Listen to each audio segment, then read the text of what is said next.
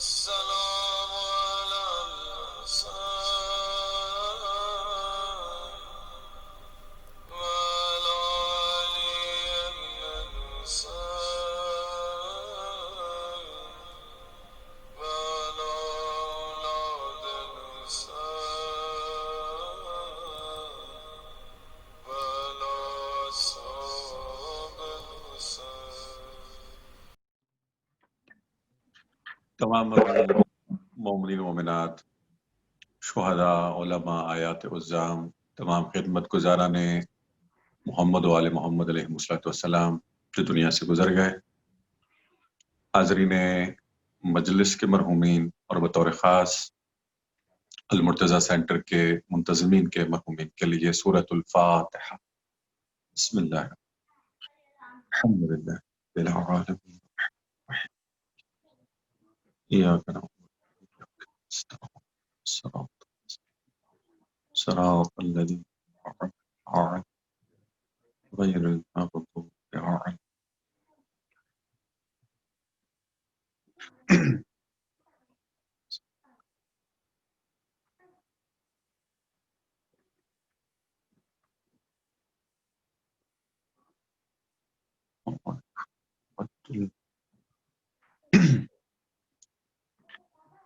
أعوذ بالله السميع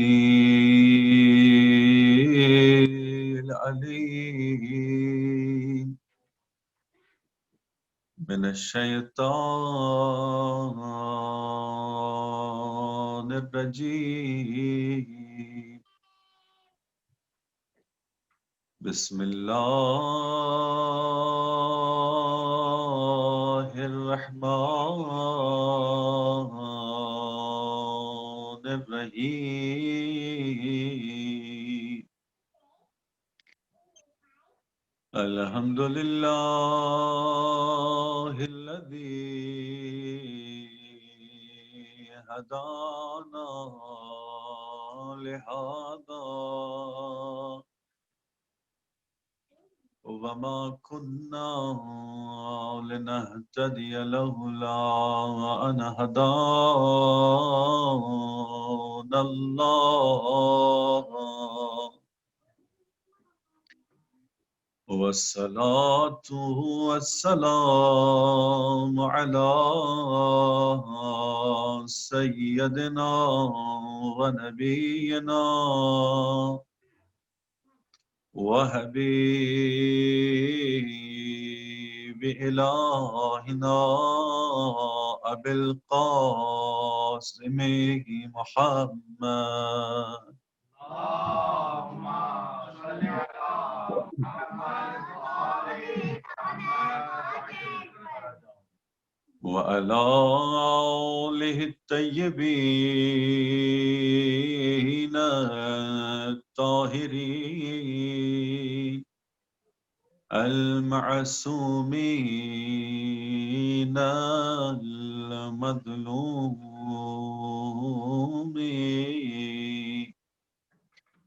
لا سيما الإمام المهدي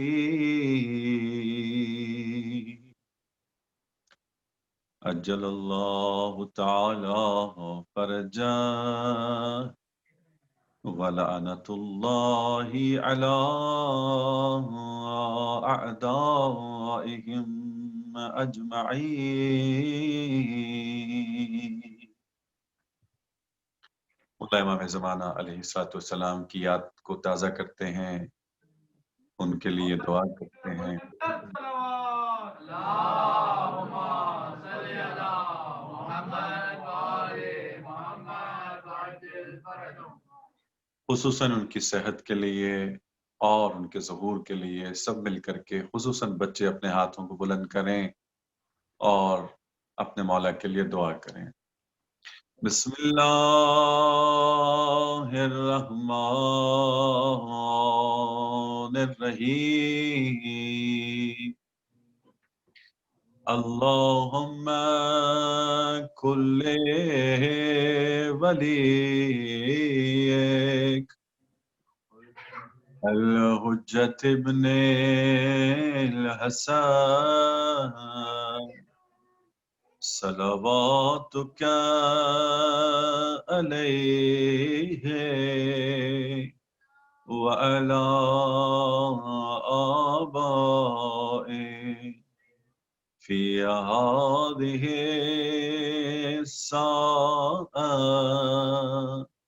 وفي كل ساعة وليا وخافضا وقائدا وناصرا ودليلا وأيدا حتى تسكنه أرضك طوعا وتمتعه فيها طويلا برحمتك يا أرحم الراحمين. صلوات بڑی محمد وعلى صل على محمد وآل محمد وعجل فرجهم. أما بعد فقد قال الله سبحانه وتعالى في كتابه الكريم بسم الله الرحمن الرحيم قل لا أسألكم عليه أجرا إلا المودة في القربى. صلوات پڑھی محمد وآل محمد. اللهم صل على محمد وآل محمد وعجل فرجهم. تمام حاضرین، ناظرین، برادران، خواہران، بزرگان، نوجوان اور تمام بچوں کی خدمت میں السلام علیکم ورحمۃ اللہ وبرکاتہ.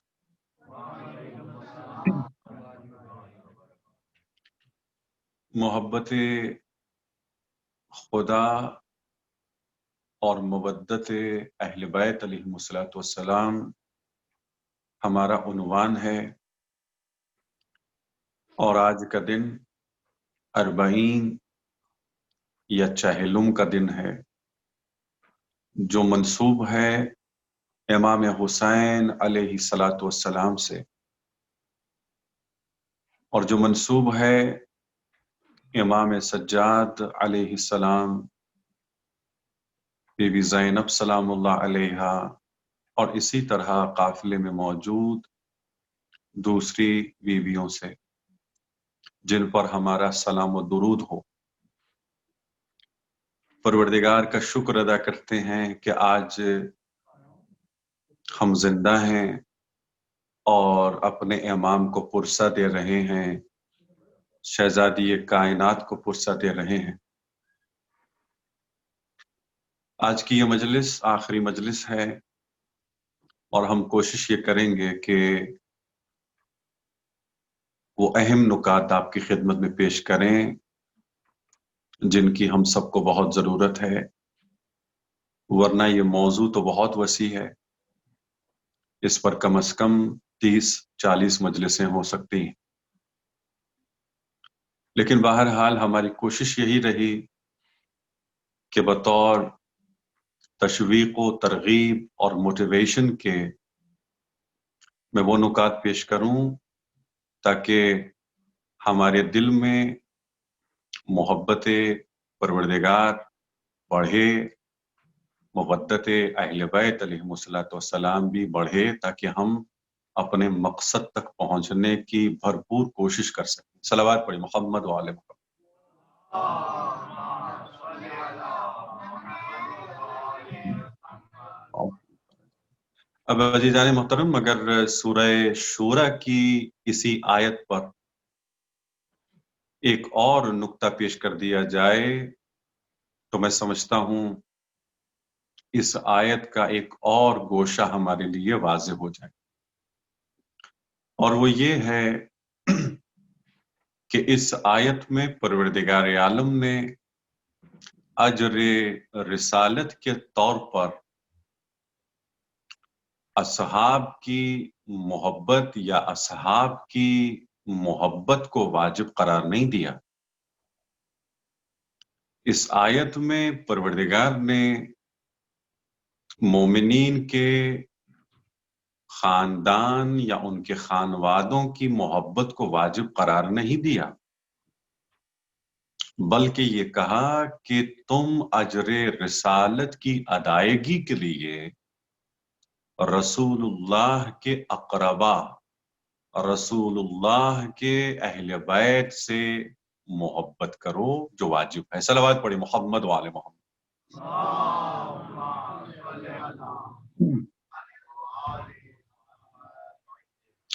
عزیزان محترم، یہ عقل اور عقلانیت کا تقاضا ہے کہ اگر ہم کوئی چیز بیچیں یا خریدیں تو ہم یہ دیکھتے ہیں کہ اس چیز کے بدلے میں جو ہمیں مل رہا ہے وہ اس کے برابر ہو، اس سے کم نہ ہو یا پست نہ ہو۔ اور اگر ہم یہ چاہتے ہیں کہ وہ رسالت جو منسوب ہے رسول خدا سے، وہ نبوت جو منسوب ہے رسول خدا سے، اب انبیاء کی ہم بات نہیں کر رہے، ایک کم 1,24,000 انبیاء کی نبوتوں کی بات نہیں ہو رہی۔ حالانکہ یہ صحیح نہیں ہے کہ ہم یہ کہیں نبوت کو جمع کے طور پر لے کر کے آئیں، پلورل کے طور پر استعمال کریں کہ ان کی نبوتیں یا ان کی نبوتوں پر ہماری گفتگو ہو، نہیں، بلکہ نبوت ایک ہی ہے، نبوت ایک ہے، رسالت ایک ہے۔ یہ نبوت صرف محمد مصطفیٰ کو نصیب ہوئی ہے، اور محبت اور محمد و آل محمد کی ولایت ہو یا محمد مصطفیٰ کی نبوت ہو، یہی نبوت تمام انبیاء میں ظاہر ہوئی ہے۔ صلوات پڑھی محمد و آل محمد۔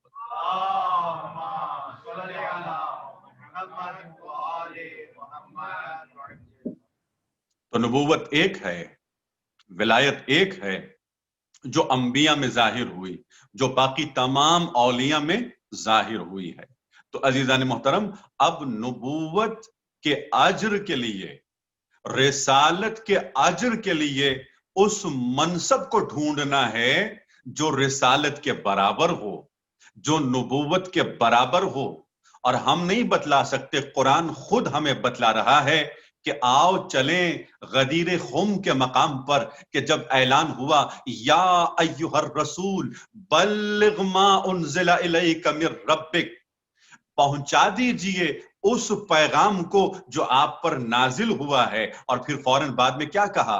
فَإِن لَمْ تَفْعَلْ فَمَا بَلَّغْتَ رِسَالَتَهُ، اگر آپ نے یہ پیغام نہیں پہنچایا، اگر آپ نے یہ کام انجام نہیں دیا، تو آپ نے اپنی رسالت انجام نہیں دی، آپ نے رسالت کا کام انجام نہیں دیا، یعنی آپ کی پوری رسالت بیکار ہو جائے گی۔ تو بس عزیزان محترم، اگر رسالت کی بات ہو رہی ہے کہ رسالت پوری بیکار ہو جائے گی اگر اس منصب کا پیغام نہیں پہنچایا گیا، تو آپ ذرا مجھے بتلائیے کہ یہ پیغام کس چیز کا پیغام ہے، کس حکم کا پیغام ہے؟ کیا یہ نماز کا پیغام ہے؟ آپ کہیں گے نہیں، نماز تو رسالت کے برابر نہیں ہے، ادھر رسالت جا رہی ہے، صرف نماز کی وجہ سے رسالت نہیں جا سکتی، نہ روزے کی بات ہو رہی ہے، نہ حج کی بات ہو رہی ہے، نہ امر بالمعروف کی بات ہو رہی ہے، نہ نہی عن المنکر کی بات ہو رہی ہے، بلکہ ہمیں ڈھونڈنا ہوگا ایک ایسا منصب جو رسالت کے برابر ہو۔ وہ منصب جس طرح رسالت اللہ کی طرف سے ہے، وہ منصب بھی اللہ کی طرف سے ہے۔ جس طرح رسالت کی بنیاد، نبوت کی بنیاد ولایت ہے، اس منصب کی بنیاد بھی ولایت ہے۔ تو بس کوئی اور حکم نہیں ہے، کوئی اور پیغام نہیں ہے، رسالت کے بغیر کچھ بھی نہیں ہے سوائے امامت علی ابن ابی طالب کے۔ صلوات پڑھیں محمد و آل محمد۔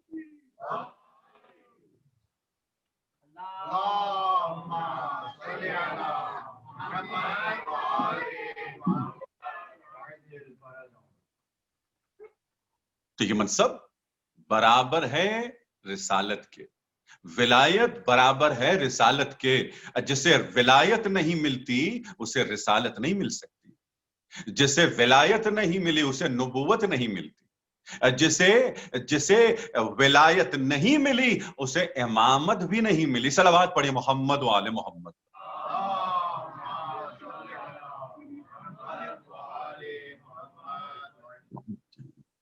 اب یہاں بھی یہی بتلایا جا رہا ہے کہ یاد رکھو، اگر ہم اجر رسالت کے طور پر تم سے کچھ مانگ رہے ہیں، تم سے کسی چیز کا سوال کر رہے ہیں، تو یاد رکھو ہم رسالت کے اجر میں، رسالت کے بدلے میں تم سے اصحاب کی محبت نہیں مانگ رہے، تم سے تمہارے خانوادے کی محبت نہیں مانگ رہے، تم سے تمہارے بچوں کی محبت نہیں مانگ رہے. اس لیے کہ کہاں تمہارے بچوں کی محبت اور کہاں منصب رسالت، کہاں اصحاب کی محبت اور کہاں منصب رسالت. اب ڈھونڈو ان لوگوں کو جو رسالت کے برابر دکھائی دے. اسی لیے کہا کہ رسالت کے اجر کی ادائیگی کے لیے یہ واجب ہے کہ تم کسی غیر سے محبت نہیں کرو، اہل بیت سے محبت کرو. صلوات پڑھی محمد و آل محمد. صل على محمد وآل محمد. صلوات پڑھی محمد و آل محمد. اللهم صل على محمد وآل محمد وعجل فرجهم. اور عزیزان محترم، اب چونکہ رسالت ہے تو رسالت کے ساتھ ساتھ ولایت ہے. بغیر ولایت کے محبت نامکمل ہے، محبت ہے تو ساتھ میں ولایت بھی ہے. جو شخص بھی محمد و آل محمد سے محبت کرتا ہے، اس کا نتیجہ کیا ہے جو ہم آیت میں دیکھ رہے ہیں؟ کیا ہے کہ ان اللہ وملائکتہ یصلون علی النبی یا ایھا الذین آمنوا صلوا علیہ وسلموا تسلیما. اللهم صل على محمد وعجل فرجهم. عزیزان محترم، جو اہل بیت سے محبت کرتے ہیں تو محبت کا تقاضا کیا ہے؟ صرف درود بھیجنا نہیں ہے، بلکہ ہمیں امپلیمنٹ کرنا ہے اس صلوات کو اپنی زندگی میں. اور کیسے امپلیمنٹ کریں؟ پروردگار نے حکم دیا. دیکھو ہم بھی صلوات بھیجتے ہیں محمد والے محمد پر، جتنے فرشتے ہیں وہ بھی صلوات اور درود بھیجتے ہیں. لیکن یاد رکھو، یا ایھا الذین آمنوا صلوا علیہ، تم بھی صلوات بھیجو. لیکن یاد رکھو اس کے ساتھ جو آخری ٹکڑا ہے وہ بہت اہم ہے. وَيُسَلِّمُوا تَسْلِيمًا، یعنی صلوات کو اگر اپنی زندگی میں لے کر آنا چاہتے ہو تو پھر اہل بیت کے یہاں سراپا تسلیم ہو جاؤ. صلوات پڑھی محمد وآل محمد. محمد وآل محمد صلوات. اللهم صل على محمد وآل محمد وعجل فرجهم. اسی لیے صلوات کے لیے کیا کہا گیا؟ صلوات اظہار ولایت ہے، صلوات اظہار محبت ہے. جن سے محبت کر رہے ہو انہی کے لیے درود بھی بھیج رہے ہو، انہی کے لیے رحمتوں کا سوال کر رہے ہو اللہ کی بارگاہ سے. لیکن اس کے ساتھ ساتھ اللہ نے کہا دیکھو اب محبت کا تقاضا یہ ہے، ولایت کو ماننے کا تقاضا یہ ہے وَيُسَلِّمُوا تَسْلِيمًا، سر تسلیم خم کر دو در محمد و آل محمد پر. اس لیے کہ اگر تم اپنے آپ کو ان کے حوالے کر دو گے تو یہ تمہیں سلمان بنا دیں گے. صلوات پڑھی محمد و آل محمد.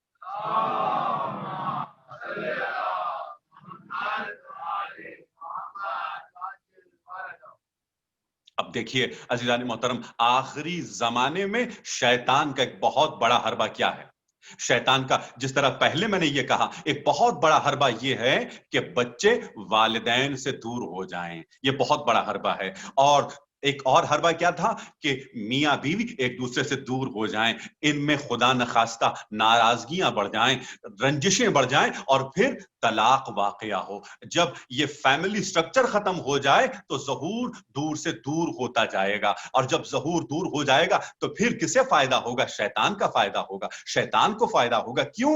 اس لیے کہ اسے اس حدیث کا معلوم ہے، اسے یقین ہے کہ اس کی موت امام زمانہ علیہ الصلوۃ والسلام اسلام کے ہاتھوں پر ہے. صلوات پڑھی محمد والے محمد. اللهم صل على محمد وآل محمد. اب دیکھیے ایک اور حربہ کیا ہے. اب آخری زمانے میں ہم زندگی گزار رہے ہیں تو پھر ہم کیا کریں, ہم کس طریقے سے اپنی تربیت کریں, اپنے بچوں کی تربیت کریں. اور ہم یہ خود چاہتے ہیں کہ ہم خود بھی اصحاب امام میں قرار پائیں, ہمارے بچے بھی اصحاب امام زمانہ علیہ الصلوۃ والسلام میں قرار پائیں. تو بس شیطان کے حربے کو سمجھنا بہت ضروری ہے. شیطان نے جو خود کیا وہی ہم سے چاہتا ہے. ہم سے کیا چاہتا ہے کہ ہاں امام میں اور شیعوں میں دوری ہو جائے, شیعہ اپنے امام سے دور ہو جائیں, شیعہ امام کی پیروی نہ کریں, صرف زبان پر لقلقہ زبانی ہو کہ ہمیں امام مہدی سے محبت ہے, ہم ان کے پیروکار ہیں, ہم ان کے شیعہ ہیں, لیکن جب عمل کی بات ہو تو وہ اپنے امام سے دور دکھائی دیں. یہ شیطان کا کام ہے, شیطان نے خود یہی کیا تھا. صلوات پڑھی محمد وآل محمد.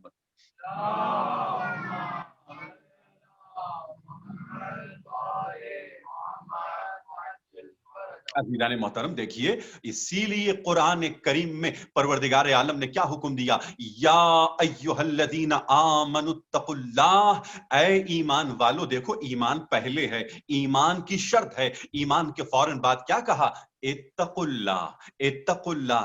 سیلف کنٹرول پیدا کرو, اپنی خواہشات پر قابو رکھنے کی کوشش کرو. کہیں ایسا نہ ہو کہ تو بجائے اس کے کہ تم کنٹرول حاصل کرو اپنے اوپر, اپنے نفس پر, ایسا نہ ہو کہ شیطان تمہیں کنٹرول کرتا رہے, تم اس کے قابو میں آ جاؤ. تو بس تقوی کیا ہے کہ ہم اپنے آپ کو کنٹرول میں رکھیں. یہ ہے تقوی. یعنی ہم اگر واجب ہے تو واجب انجام دے رہے ہیں, ہم کنٹرول میں ہیں, ہماری لائف بیلنس ہے.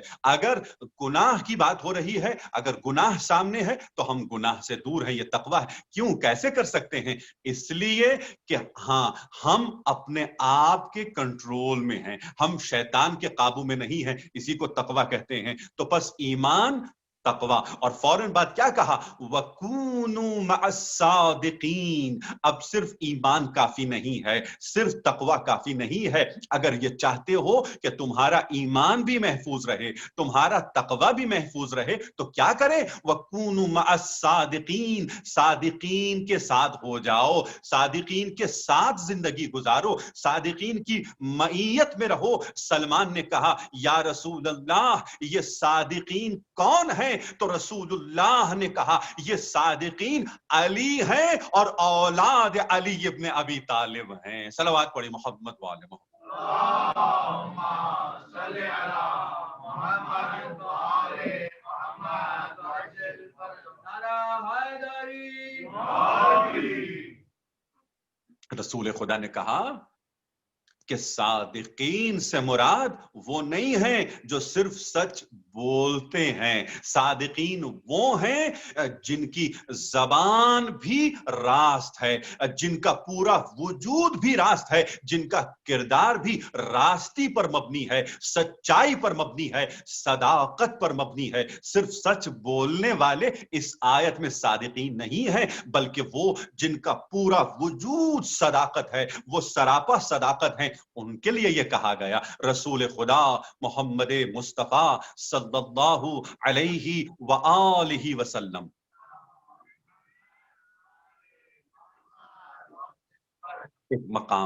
ایک مقام پہ بیٹھے تھے اور چند زمین پر لکیریں کھینچ رہے تھے, چند ٹیڑھی ٹیڑھی لکیریں اور ایک سیدھی لکیر.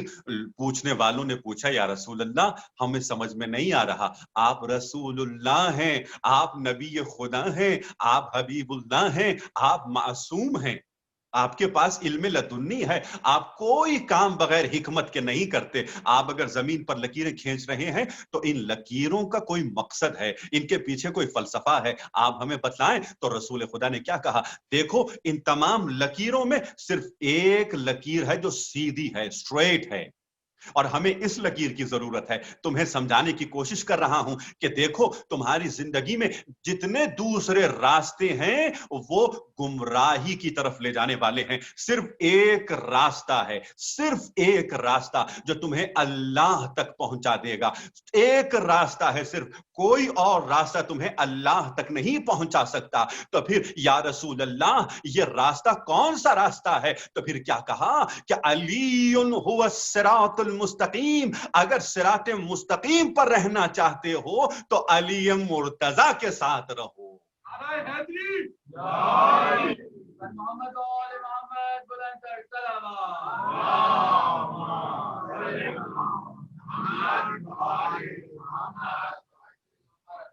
کسی اور راستے کی طرف جانے کی کوشش نہ کرو, اپنے نفس کے راستوں کی طرف جانے کی کوشش نہ کرو, کسی غیر کے راستے کی طرف جانے کی کوشش نہ کرو. صرف ایک راستہ ہے جو اللہ تک پہنچتا ہے اور پہنچاتا بھی ہے, اور وہ راستہ خود علی ہے. وہ راستہ خود علی ہے, وہ راستہ خود اہل بیت علیہم الصلوۃ والسلام ہے. اور آج ہمارے زمانے میں صراط مستقیم امام زمانہ علیہ الصلوۃ والسلام ہے. درود پڑھیں محمد والے.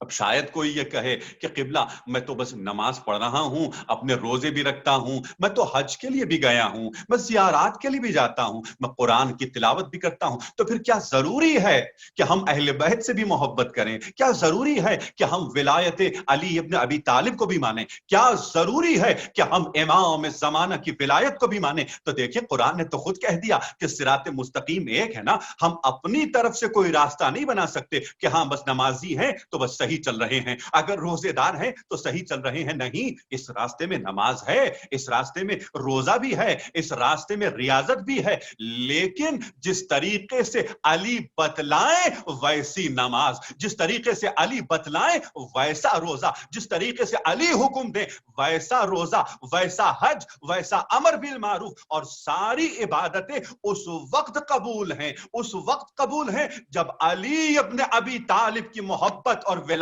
دل میں ہو. حیدری محمد وآل محمد بلند تر صلوات.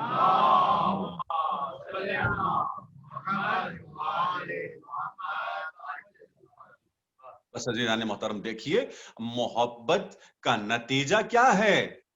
تسلیم ہو جانا, اور اسی کو ہم ولایت کہتے ہیں. اگر آپ ولایت کو مان رہے ہیں تو آپ سراپا تسلیم ہو جائیں.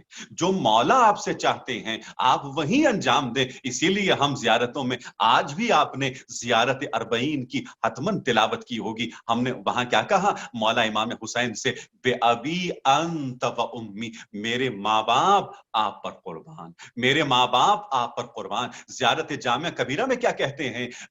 بے ابی انت و امی و نفسی و اہلی و مالی و ولدی. مولا آپ پر صرف میرے ماں باپ نہیں, میرا مال بھی قربان, میری جان بھی قربان, میری اولاد بھی قربان, جو کچھ بھی میرے پاس ہے مولا وہ آپ کا ہے. میں تو آپ کی بارگاہ میں سراپا تسلیم ہوں. میرا ارادہ بھی میرا ارادہ نہ ہو, بلکہ میرا ارادہ آپ کے ارادے پر قربان ہو. صلوات پڑھی محمد وآل محمد.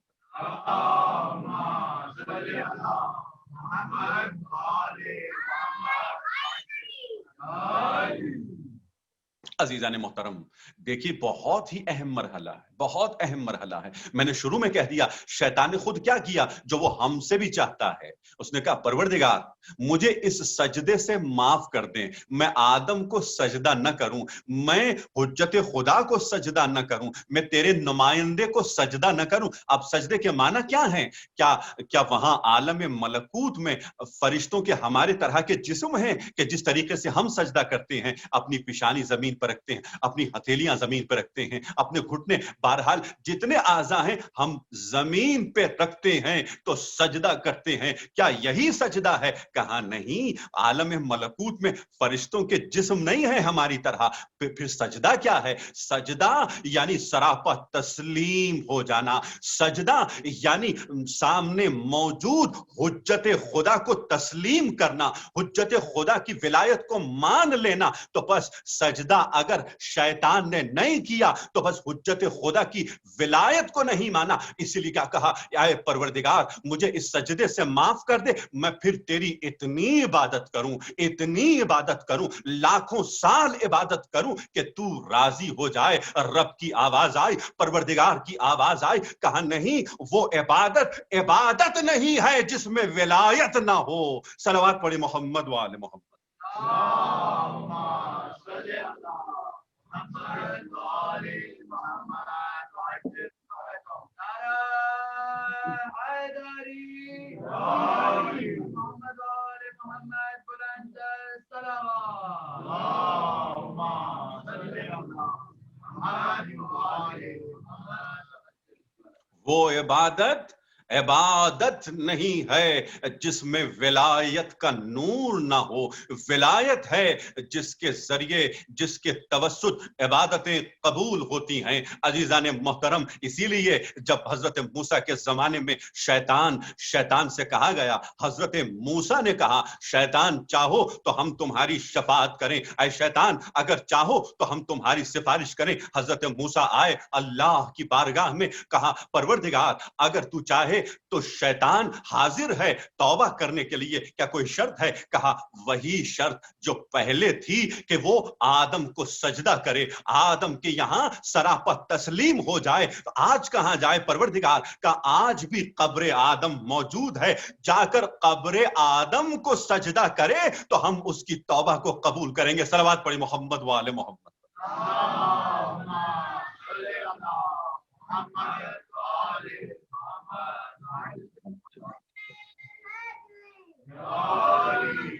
عزیزان محترم، آج بھی اگر ہم اربعین کی زیارت کے لیے جاتے ہیں تو کیوں جاتے ہیں؟ تاکہ وہاں جا کر ہم تجدید بیعت کریں، مولا ہم آپ کے در پر آ گئے ہیں، سرکار ہم آپ کے در پر آ گئے ہیں۔ مولا امام حسین سے بھی کہیں، حضرت عباس علمدار علیہ السلام سے بھی کہیں، مولا کہ جس طرح کی وفاداری آپ نے دکھائی ہے، شاید ہمارے دل میں اس وفا کی ایک جھلک آ جائے اور ہم بھی تجدید بیعت کریں۔ مولا امام حسین سے کہیں، مولا ہم آ گئے ہیں، سراپا تسلیم ہونے کے لیے آئے ہیں۔ صلوات پڑھی محمد وآل محمد۔ اللهم صل على محمد وآل محمد وعجل فرجهم. اور جب ہم سراپا تسلیم ہو جائیں تو پھر یقین جانیے اللہ کی محبت دل میں آ جائے گی اور یہ محبت بڑھتی رہے گی۔ اب طریقہ کیا ہے عزیزان محترم؟ محبت خدا ہمارا مقصد ہے۔ اگر یہ محبت آ جائے، ہم اللہ تک پہنچ جائیں، ہمیں دیدار خدا نصیب ہو، ہمیں دیدار ولی خدا، دیدار امام زمانہ نصیب ہو۔ جس دل میں محبت پروردگار ہو اسے ضرور امام زمانہ کا دیدار نصیب ہوتا ہے، اسے ضرور امام زمانہ کی ملاقات نصیب ہوتی ہے۔ اب ایک طریقہ تو یہی ہے، جائیے اربعین کی زیارت کیجئے، امام حسین سے مانگے، مولا اب یہ میرا جملہ نہیں ہے، یہ سید ہاشم حداد جو آیت اللہ قاضی کے شاگرد ہیں وہ کیا کہتے ہیں کہ اللہ سے دعا مانگو کہ وہ تمہارے دل میں حسین کی محبت ڈال دے، اور جب حسین کے در پر جاؤ تو کہو یا حسین تیرے در پہ اس لیے آیا ہوں کہ آپ میرے دل میں اللہ کی محبت پیدا کر دیں۔ صلوات پڑھی محمد وآل محمد۔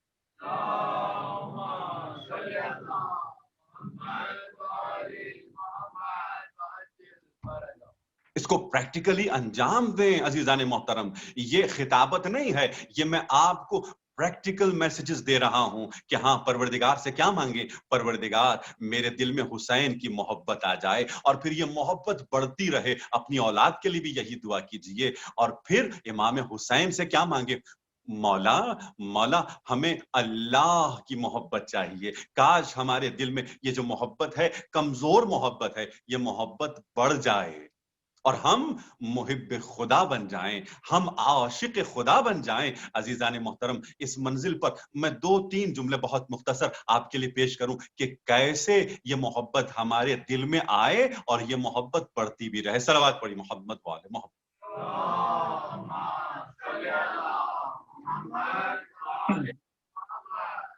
दो नुक्ते पेश करूंगा, इसलिए कि अल्हम्दुलिल्लाह हमारे उलमा ने इस पर बहुत काम किया है। कुरान करीम की तफासिर में भी ये नुकात मौजूद हैं, अहादीस में ये नुकात मौजूद हैं, लेकिन सिर्फ दो नुक्ते इस हवाले से कि हम किस तरीके से कोशिश करें कि अल्लाह की मोहब्बत हमारे दिल में आ जाए। एक नुक्ता तो मैं पेश कर चुका हूं कि अहले बैत के जरिए से ये मोहब्बत आएगी। अब दूसरा तरीका क्या है अजीजान मोहतरम, हम अल्लाह की नेमतों को फरामोश कर देते हैं, हम अल्लाह की नेमतों से गाफिल हो जाते हैं। तो लिहाजा हमें ये नहीं करना चाहिए। मिसाल के तौर पर हम मजलिस के लिए जा रहे हैं, इतनी कोशिश होती है, घर से चलते हैं, गाड़ी के जरिए से ड्राइव करते हैं, सेंटर तक पहुंचते हैं, इमाम बारगाह तक पहुंचते हैं, और फिर क्या देखते हैं कि इमाम बारगाह में हमारे लिए जगह नहीं है, या पार्किंग में हमारी गाड़ी के लिए एरिया मौजूद नहीं है, पार्किंग मौजूद नहीं है। तो फिर फौरन ही दिल में एक अजीब तरह का एहसास पैदा होता है कि ये क्या हो गया, हम आए हैं और हमारे लिए जगह नहीं है। ये क्या है? कुफरान नेमत है अजीजान मोहतरम। ना हम नाराज हों, ना सेंटर के मुंतजिमीन से नाराज हों, और ना खुदा न खास्ता अल्लाह की बारगाह में हम गिला करें। सलावत पढ़ी मोहम्मद व आले मोहम्मद।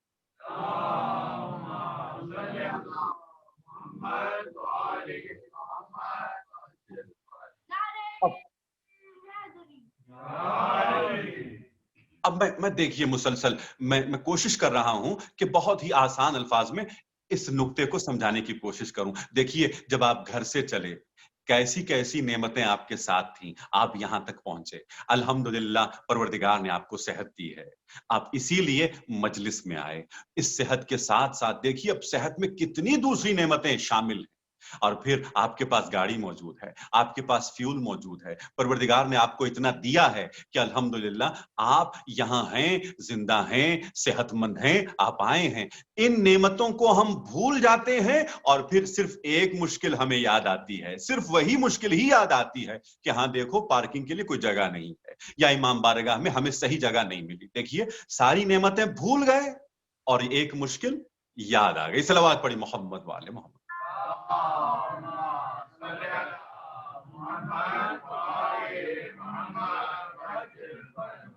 इसीलिए जब हजरत मूसा ने परवरदिगार से पूछा, परवरदिगार परवरदिगार मैं खुद तो तुझसे मोहब्बत करता हूं, लेकिन मैं ये कैसे करूं कि मेरे जितने लोग हैं मेरे साथ, मेरी कौम के लोग हैं, वो किस तरीके से आपसे मोहब्बत करें, मैं किस तरीके से उनके दिल में तेरी मोहब्बत डाल दूं।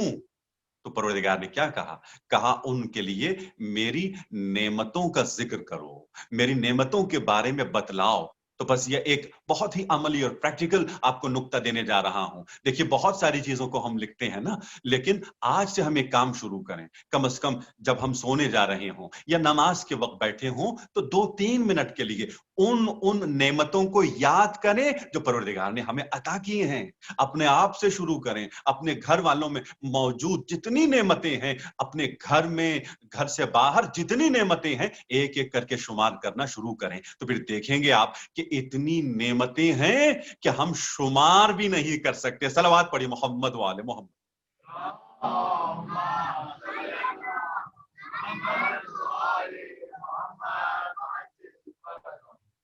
देखिए, हाँ जाने मोहतरम, नेमतों को याद कीजिए, नेमतों का जिक्र कीजिए।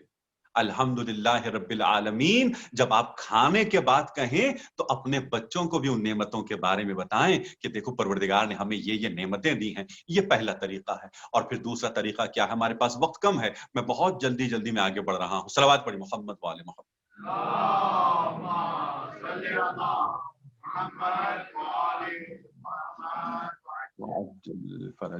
किसी जवान ने आयतुल्लाह बहजत से पूछा कि क़िबला क़िबला मुझे किसी मखलूक से मोहब्बत हो गई है, और वो भी किसी गैर से नहीं, किसी नामहरम से नहीं, अपनी बीवी से बहुत बेहद मोहब्बत हो गई है। अच्छा, बीवी की मोहब्बत हराम तो नहीं है, अल्लाह ने खुद हुक्म दिया है, और ये कुरान करीम में भी मौजूद है कि परवरदिगार निकाह के बाद दोनों मियां बीवी के दरमियान मवद्दत ईजाद करता है, मोहब्बत ईजाद करता है। लेकिन कहीं ऐसा ना हो कि ये मोहब्बत अल्लाह की मोहब्बत से बढ़ जाए। सलावत पढ़ी मोहम्मद वाले मोहम्मद।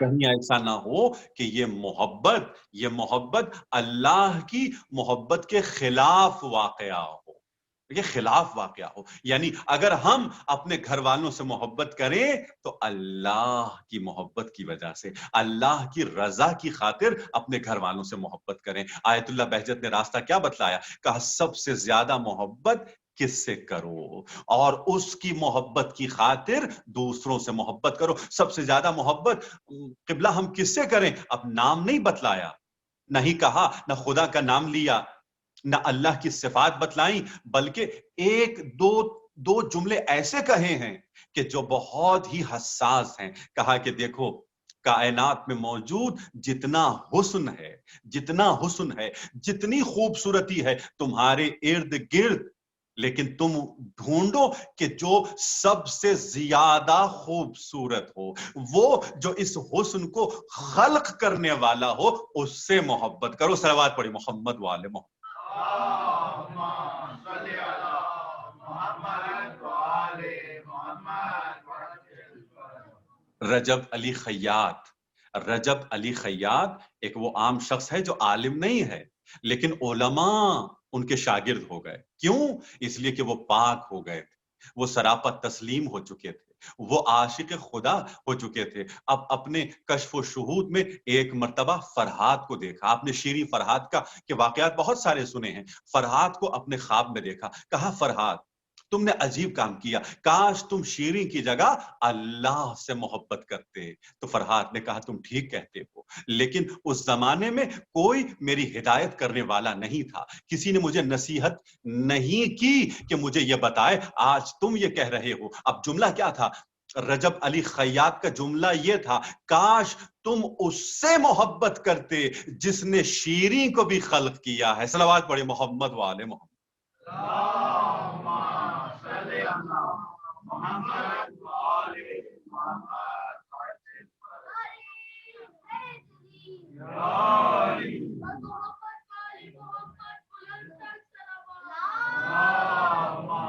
صل على محمد وآل محمد وعجل فرجهم. اور پھر آیت اللہ بہجت نے کہا اپنے ارد گرد دیکھو، کوئی ایسا موجود ڈھونڈ لو جس میں کوئی عیب نہ ہو، اس سے سب سے زیادہ محبت کرو. اپنے ارد گرد دیکھو. دنیا میں ہمارے ارد گرد کتنے لوگ ہیں، گھر والوں سے لے کر کے ہمارا جو حلقہ احباب ہے. آیت اللہ بہجت نے کہا ڈھونڈو، کیا کوئی تمہیں ایسا ملے گا جس میں کوئی عیب نہ ہو؟ تو کہا پھر اس بے عیب سے محبت کرو جس کے لیے تم نماز میں کہتے ہو سبحان ربی العظیم و بحمدی، سجدے میں کہتے ہو سبحان ربی الاعلی و بحمدی، سبحان کا لفظ استعمال کر کے کہتے ہو کہ پروردگار کائنات میں موجود ہر شے میں بے عیبی نہیں ہے، عیب دار ہے، لیکن پروردگار تیری ذات بے عیب ہے، تجھ میں کوئی نقص نہیں ہے. تو بس جب کہتے ہو تو پریکٹیکلی انجام بھی دو کہ پروردگار میری ساری محبتیں تیرے لیے ہے، لیکن اگر میں کسی اور سے محبت کروں تو تیری محبت کی خاطر محبت کروں. صلوات پڑھی محمد وآل محمد. اللهم صل على محمد وآل محمد وعجل فرجهم. اور پھر اس نے کچھ ہستیوں کو اپنی طرح بے عیب بنایا. انما يريد الله ليذهب عنكم الرجس اهل البيت ويطهركم تطهيرا. اللهم صل على محمد وآل محمد وعجل فرجهم. اب کہا کہ اگر تم یہ چاہتے ہو کہ میری محبت تک پہنچ جاؤ تو ان بے عیب ہستیوں سے بھی محبت کرو. قل لا اسألکم علیہ اجرا الا المودۃ فی القربى، یہ پاک ہیں، یہ بے عیب ہیں، ان سے مودت رکھو گے تو میری محبت تک پہنچ جاؤ گے. 40 پہ جانا اسی لیے ضروری ہے کہ ان بے عیب ہستیوں کے در پر جھکنے کی کوشش کرو. اسی لیے کیا کہا، مومن کی ایک نشانی یہی ہے، شیعہ کی ایک نشانی یہی ہے. باقی دوسری زیارتیں کوئی شک نہیں اس میں کہ بہت افضل ہیں، لیکن اربعین کے لیے جو تاکید موجود ہے وہ شاید ہی کسی زیارت کے لیے ہو۔ کہا جاؤ ضرور کوشش کرو کہ ہر سال اربعین کے موقع پر حرم امام حسین علیہ السلام کے نزدیک پہنچ جاؤ اور قریب سے اپنے مولا کی زیارت کرو۔ زیارت کے معنی کیا ہے؟ ملاقات کرو اپنے امام سے۔ دو طرح کے زائرین ہیں، ایسے لوگ بہت سارے ہیں جو جا کر کے در و دیوار کو چومتے ہیں، جو جا کر کے روضے کو چومتے ہیں، ضریح کو چومتے ہیں، لیکن ایسے بھی لوگ ہیں جنہیں خود امام حسین کی زیارت نصیب ہوتی ہے۔ صلوات پڑھی محمد و آل محمد۔ اللهم صل على محمد وآل محمد وعجل فرجهم۔ اور حدیث کے یہ جملے بھی ہیں کہ جنہیں پروردگار نے کم دیا ہے، جن کے پاس زیادہ پیسہ نہیں ہے، وہ سال میں ایک مرتبہ ضرور حسین کی زیارت کے لیے جائیں، لیکن جن کے پاس زیادہ پیسہ ہے وہ کم از کم 2 مرتبہ سال میں زیارت حسین کے لیے ضرور جائیں۔ کیوں جائیں؟ اربعین کے موقع پر، اس لیے کہ اربعین ہی کے موقع پر زینب بھی کربلا میں آئی تھی، اربعین کے موقع پر سید سجاد بھی کربلا میں پہنچ چکے تھے۔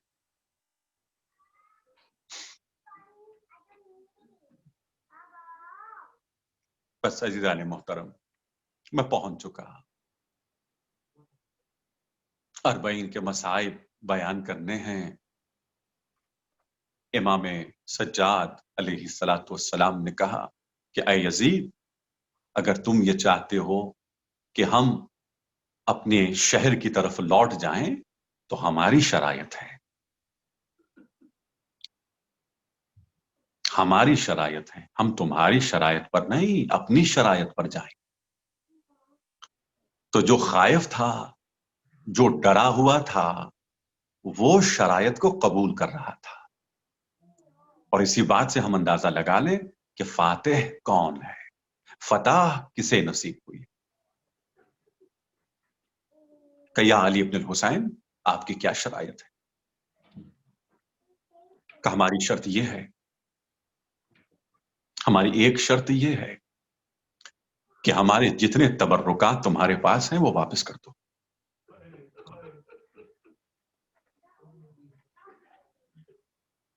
ہمارے شہداء کے سر تمہارے پاس ہیں، وہ ہمیں لوٹا دو۔ اور تیسری شرط یہ ہے کہ یہیں شام میں 3 دن ہم عزاداری کریں گے، ہم اپنے بابا حسین ابن علی پر روئیں گے، اشک بہائیں گے۔ السلام علیک یا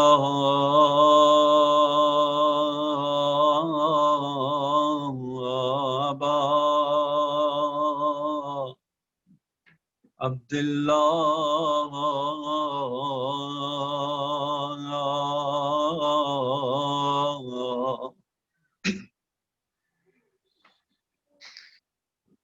مولا اربعین کا دن ہے اور ہم کربلا نہیں پہنچ پائے۔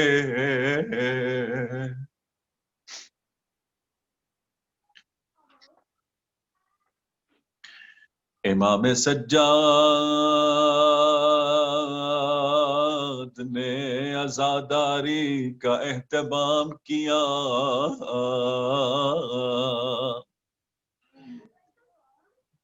بیبیوں نے رونا شروع کیا۔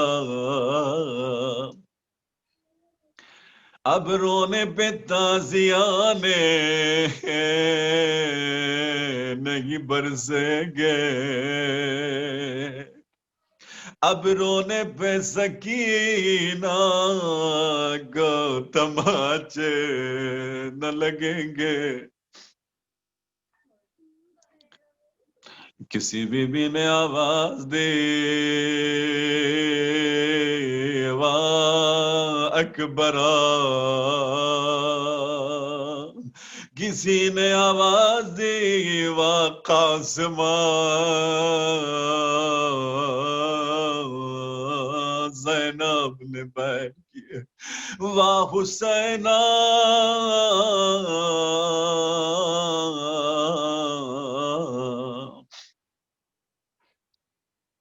اسی دوران تبرکات آئے، کیا دیکھا ایک چادر ہے،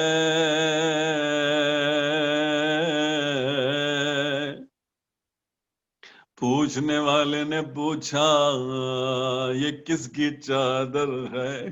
زینب آگے بڑھی، کہا یہ میری اماں زہرا کی چادر تطہیر ہے، میرے حوالے کر دو۔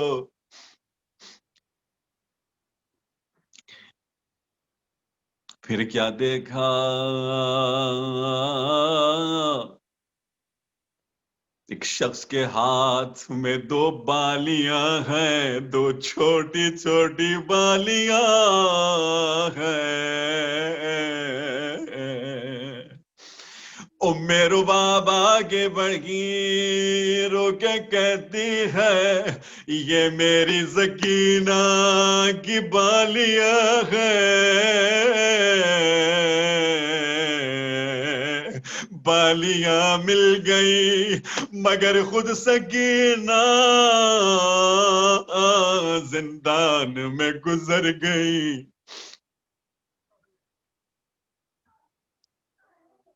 پھر دیا کیا دیکھا، ایک انگوٹھی لائی گئی، پوچھا گیا کہ یہ کس کی انگوٹھی ہے؟ سید سجاد آگے بڑھے، کہا یہ میرے بابا کی انگوٹھی ہے۔ کون سی انگوٹھی؟ شہادت کے بعد مولا کی انگوٹھی نکل نہیں رہی تھی، ملعون نے مولا کی انگوٹھی کی وجہ سے انگلیاں کاٹ دی۔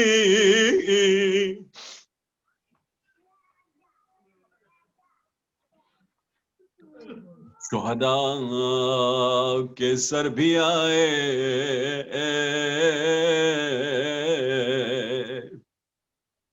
سب سے پہلے ایک ننھا سا سر آیا، میرا باپ آگے بڑھے، اصغر کا سر لیا، زمین پہ بیٹھ گئی، دامن میں سر اصغر ہے، مارو کے کہتی ہے لوگ اونٹوں کو نہر کرتے ہیں مگر اصغر ظالموں نے تمہیں نہر کر دیا۔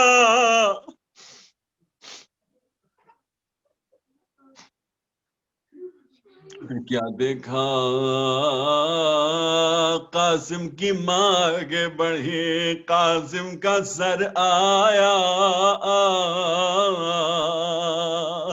مادر قاسم رو کے کہتی ہے اے قاسم تیرے چہرے پہ پہلے گھوڑوں کی ٹاپوں کے نشان نہیں تھے۔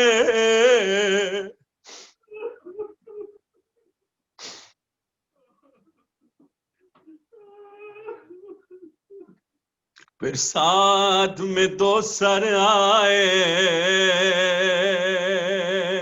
یہ کس کے سر ہیں؟ اون و محمد کے سر ہیں، مگر زینب آگے نہیں بڑھی، فضا آگے بڑھی، آواز دی شہزادی زینب آئیے، آپ کے بچوں کے سر ہیں، مگر زینب کہتی ہے فضا ہم جب ایک چیز صدقے میں دے دیتے ہیں پھر واپس نہیں لیتے۔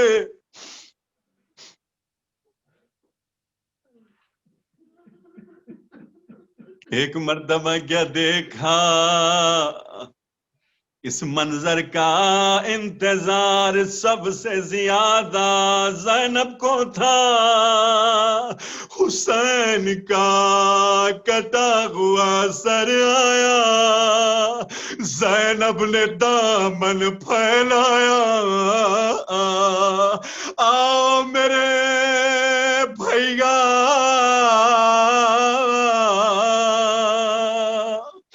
میرے دامن میں آؤ۔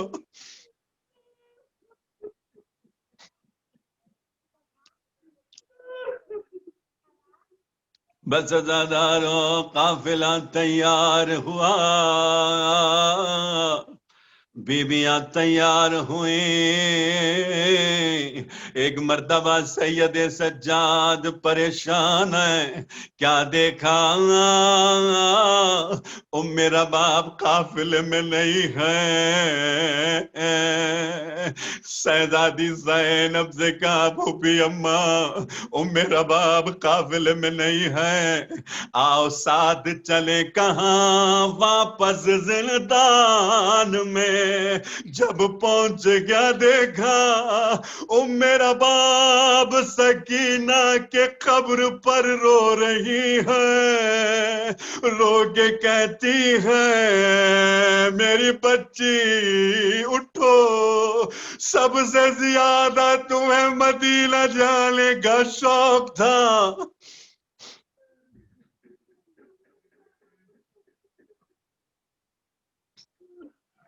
سید سجاد نے اپنی ماں کا ہاتھ تھاما، ایک طرف سے زینب نے بازو تھاما، کہا چلو ام رباب ہم مدینے جا رہے ہیں۔ بس قافلہ روانہ ہوا، قافلہ روانہ ہوا، شام کے باہر، دمشق کے باہر، ایک مرتبہ زینب نے بیبیوں کو آواز دی، اے بیبیوں رک جاؤ، شام کا رخ کرو، زندان کا رخ کرو،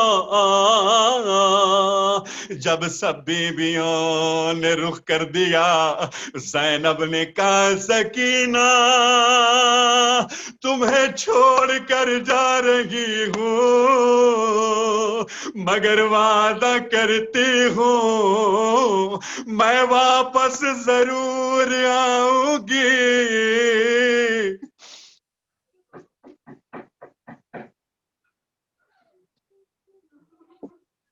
میں واپس ضرور آؤں گی، میں واپس ضرور آؤں گی۔ اس قافلہ چلا، یہ قافلہ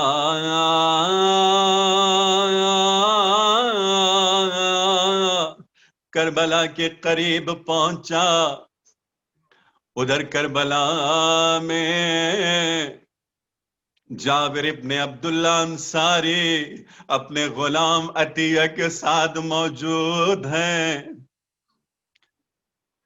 جب جابر پہنچے تو آواز دی کہ مولا حسین، مولا حسین، اس سے پہلے جب بھی میں نے آپ کو سلام کیا آپ نے میرے سلام کا جواب دیا، ایک کہہ کر آواز دی السلام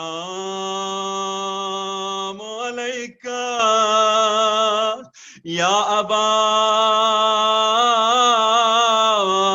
عبداللہ،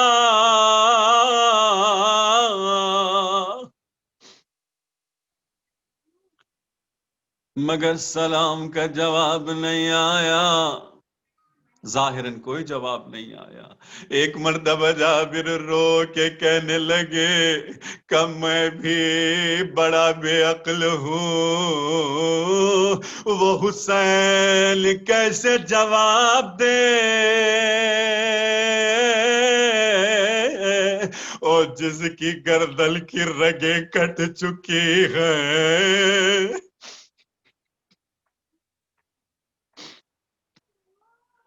اسی اثناء میں قافلہ نزدیک ہوا، جابر نے آوازیں سنی، اور کہا دیا اگر یہ میرے مولا کے لال زین العابدین کا قافلہ ہو تو میں تجھے آزاد کر دوں گا۔ اب عطیہ نے دور دور تک اپنی نظریں دوڑائیں، کہا جابر آپ مجھے بتائیے آپ کے مولا سجاد کس طرح دکھائی دیتے ہیں، ان کی عمر کیا ہے؟ مولا سجاد کے شمائل کیا ہیں؟ جابر ابن عبداللہ انصاری نے کہا میرا مولا سجاد 23 برس کا جوان ہے، کمر مضبوط ہے، بازو مضبوط ہے۔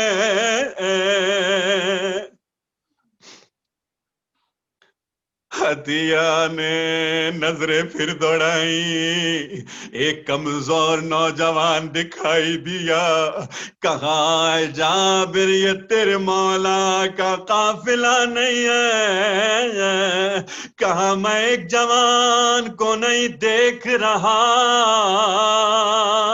بلکہ جو آ رہے ہیں ان کی داڑھی سفید ہے، ان کی گردن جھکی ہوئی ہے، کمر بھی جھکی ہوئی ہے۔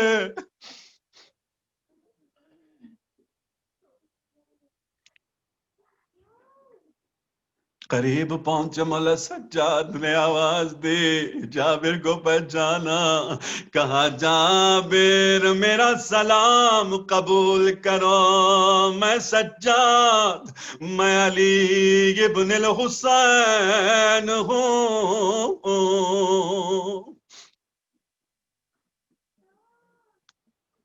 پرسے کا تشنا، تشنائے تعزیت، تشنائے پرسا، اے جابر مجھے پرسا دو، انتظار نہیں کیا میرے مولا نے، خود جابر کی طرف بڑھے، کسی نے آج تک سجاد کو پرسا نہیں دیا تھا، جابر کو گلے سے لگایا، اے جابر مجھے پرسا دو، میرا بابا پیاسا مارا گیا،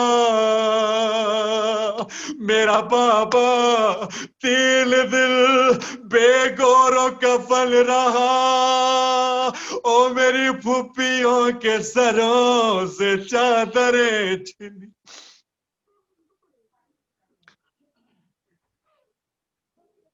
اے جابر، اے جابر اب میری پھوپھیاں آئیں گی،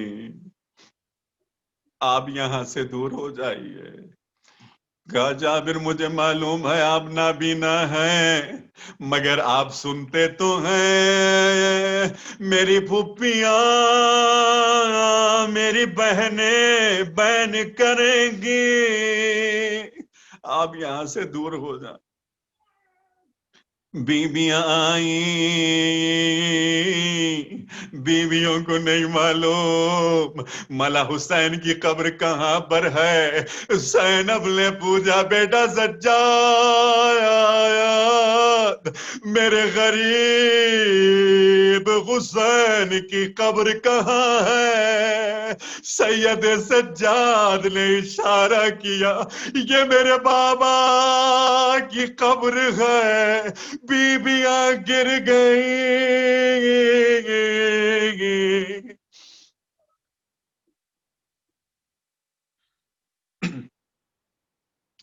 سید سجاد پریشان ہے، جس طرح سے بیویاں رو رہی تھیں کہیں ان میں سے کوئی بیوی مر نہ جائے۔ پھوپھی اماں بس کریں، صبر کریں، برداشت کریں۔ کہ بیٹا مجھے بتاؤ یہ ساتھ میں کس کی قبر ہے؟ کہ یہ علی اکبر میرے بھیا کی قبر ہے، بی بی علی اکبر کی قبر پہ گری، وہ قاسم کی قبر ہے، وہ آن و محمد کی قبریں ہیں. زینب نے گریہ کیا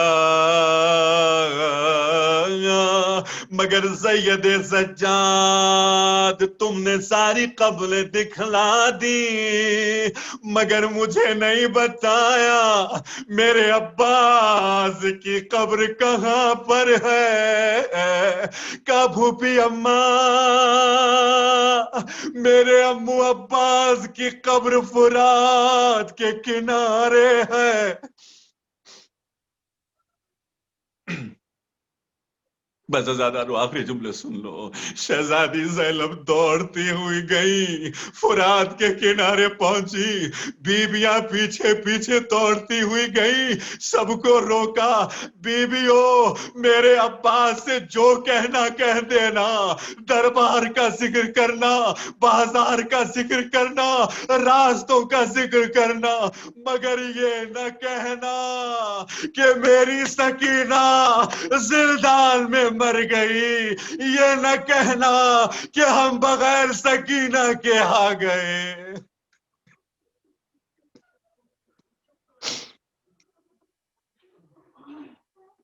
ماتم حسین یا حسین یا حسین یا